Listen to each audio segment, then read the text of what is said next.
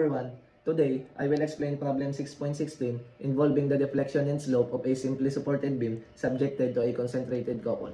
In this problem, we are given a steel beam with M sub O is equal to 20 kN times meter, E is equal to 200 GPa or equal to 200 times 10 raised to 9, I is equal to 8 times 10 raised to negative 6, A to C is equal to 10 m, A to B is equal to 6 meters, B to C is 4 meters. We are required to determine the displacement at point B and the slope at point B. For the first step, we need to solve for the support reactions by using equilibrium equations, which is the summation of f of y is equal to 0, ay plus cy is equal to 0. Therefore, ay is equal to cy. For the sum of the moments about A, summation of moments A is equal to 0. Therefore, negative 20 plus 10 cy is equal to 0. We need to solve for cy. Cy is equal to 20 divided by 10 is equal to 2 kilonewton. Then, ay is equal to negative kilonewton. For the next step, we need to use the internal bending moment equation. We divide the beam into two regions. For region 1,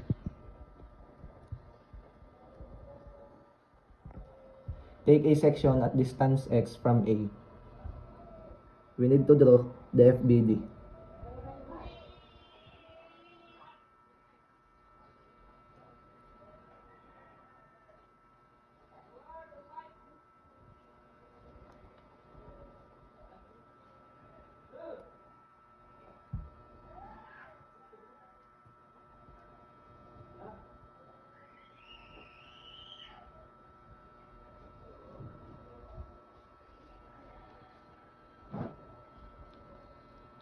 After that, the moment of equilibrium about the cut is m of x is equal to ay raised to x. Therefore, m of x is equal to negative 2x kilonewton meter. After we divide the beam into two regions, we will use the beam differential equation, which is the elastic curve equation.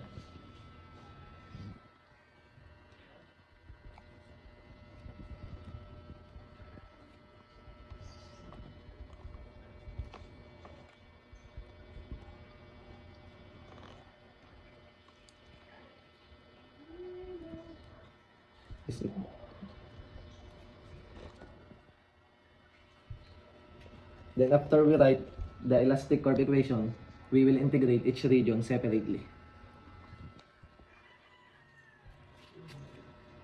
For region 1 again,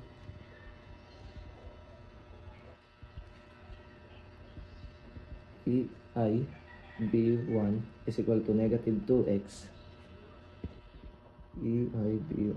Then we will integrate it is equal to x negative x squared plus c1. Then after that, we will integrate it again. After we integrate it again, the answer will be negative x cubed over 3 plus c1x plus c2. After that, we will integrate now the region 2.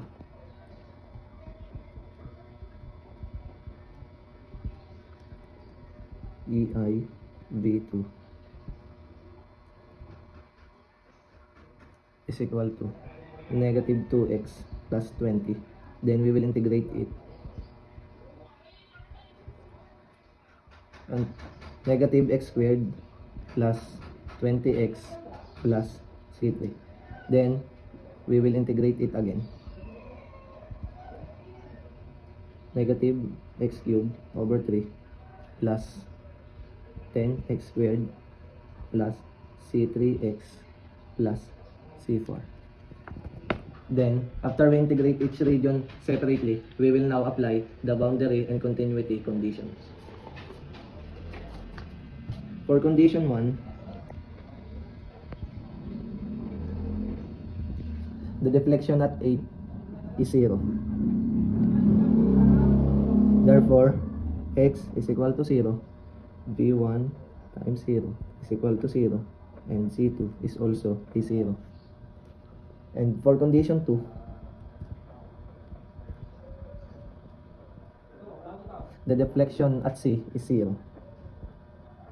Therefore, x is equal to 10, v2 times 10 is equal to 0. Negative 10 cubed over 3 plus 10 times 10 raised to 2 plus 10 C3 plus C4 is equal to 0.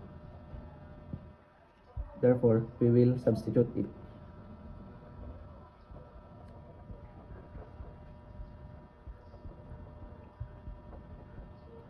Is equal to 0. Then, for our equation 2, 10 C3 plus C4 is equal to negative 2000 over 3. Next. 3. The slope continuity at x is equal to 6. Therefore, v1 is equal to v2. v1 times 6 is equal to v2 times 6. Then we will substitute the value. Negative 36 plus c1 is equal to negative 36 plus 120 plus c3. Therefore, c1 is equal to c3 plus 120, and it will be the equation 3. Next is the condition for the deflection continuity at x is equal to 6.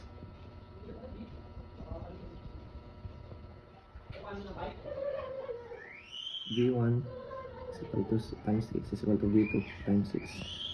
Then we will substitute again the value. Negative 216 plus 6c1 is equal to negative 216 over 3 plus 10 times 36 plus 6 c3 plus c4. Then we will solve it. Negative 72 plus 6c1 is equal to negative 72 plus 360 plus 6 c3 plus c4, and then cancel the like terms. Then we will substitute it to equation 3.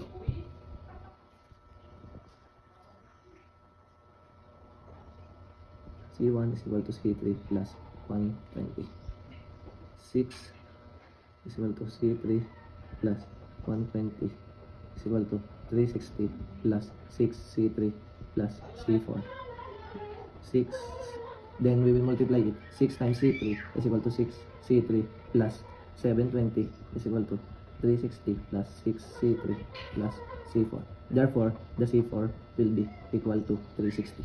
After we get the value of C4, we will now substitute it into equation 2.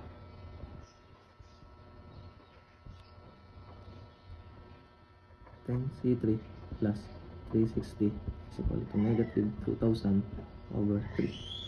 10C3 is equal to negative 308 over 3. Therefore, C3 is equal to negative 102.667. Then we will use the equation 3 again.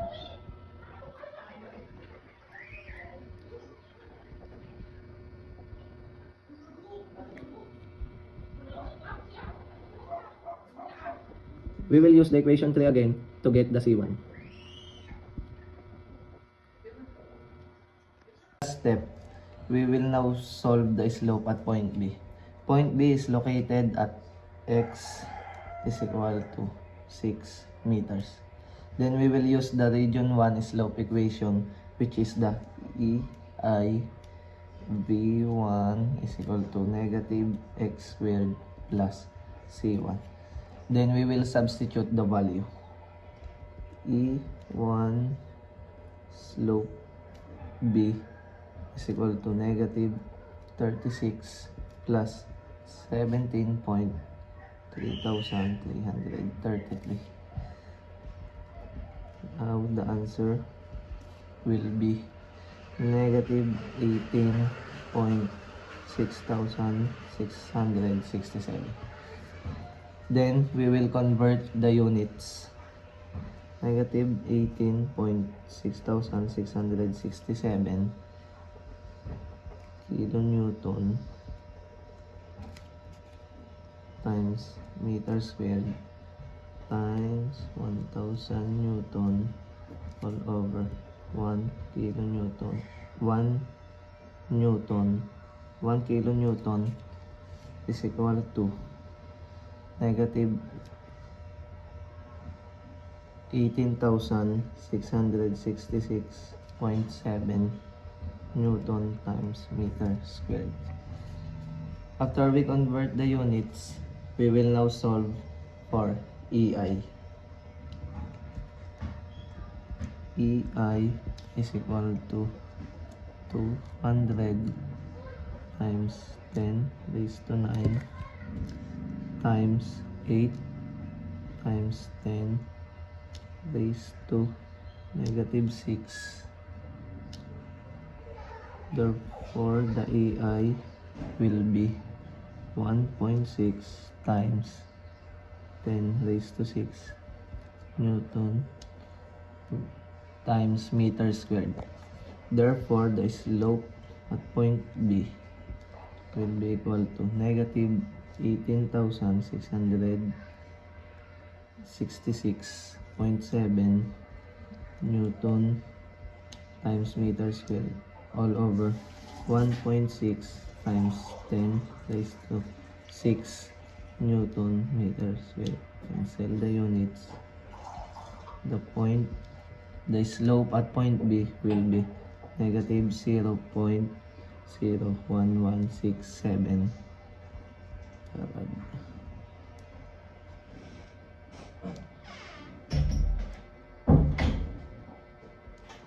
And lastly, for deflection at point B, we will use the deflection equation of region 1.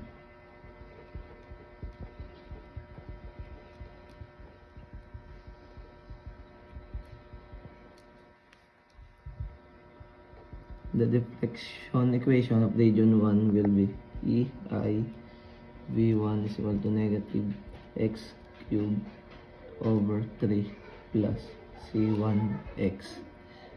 We will substitute the value of x into 6. Therefore, EI VB is equal to negative 6 raised to 3 over 3 plus the value of C1, which is the 17.3333, and the value of x, which is 6. Therefore, 6 raised to negative 6 raised to 3 is equal to negative 216 over 3 plus the value of C1, which is the 17.333, and the value of x, which is 6. Therefore, negative 72 plus 104. And if we add the negative and the positive, the answer will be positive. After that, we will convert this into Newton times meter cubic meter.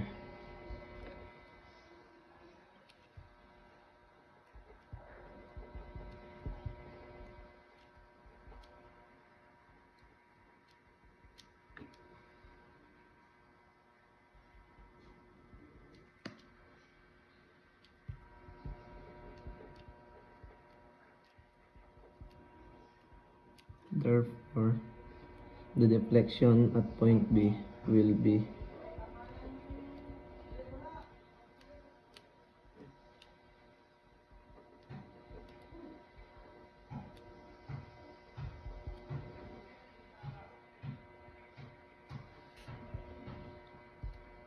(0.0200) meter or 20 mm.